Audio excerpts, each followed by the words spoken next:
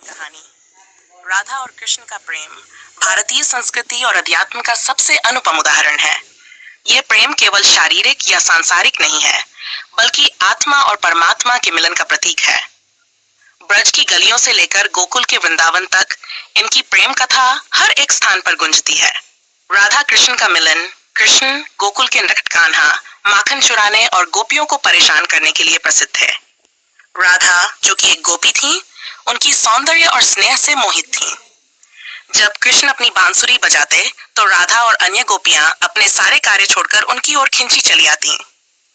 कृष्ण और राधा का मिलन पहली बार यमुना के तट पर हुआ। जब कृष्ण ने अपनी बांसुरी की मधुर ध्वनि से सभी गोपियों को बुलाया, राधा का मन उनसे मिलने को व्याकुल हो उठा। यह मिलन प्रेम और भक्ति का अद्वितीय संगम था। प्रेम की गहराई कृष्ण और राधा का प्रेम सांसारिक रिश्तों से परे था। राधा का कृष्ण के प्रति समर्पण ऐसा था कि उन्होंने स्वयं को पूरी तरह से कृष्ण में विलीन कर दिया।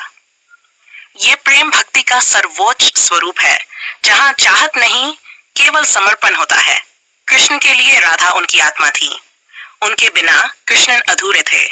ये प्रेम केवल दो दिलों का नहीं, बल्कि दो आत्माओं का मिलन था, जो अनंत काल तक अमर रहेगा। विरह का संदेश कृष्ण को अपने कर्मों और धर्म की रक्षा के लिए मथुरा जाना पड़ा।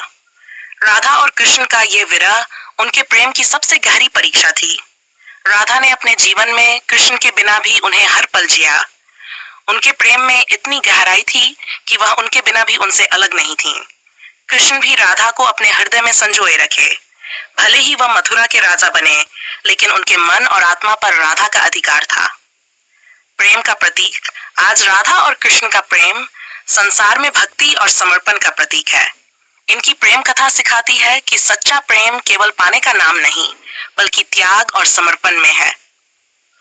वृंदावन, गोकुल और मथुरा जैसे स्थानों पर आज भी राधा कृष्ण के प्रेम की गूंज सुनाई देती है। हर बांसुरी की धुन में राधा की उपस्थिति महसूस होती है और हर कृष्ण की पूजा में राधा का नाम लिया जाता है।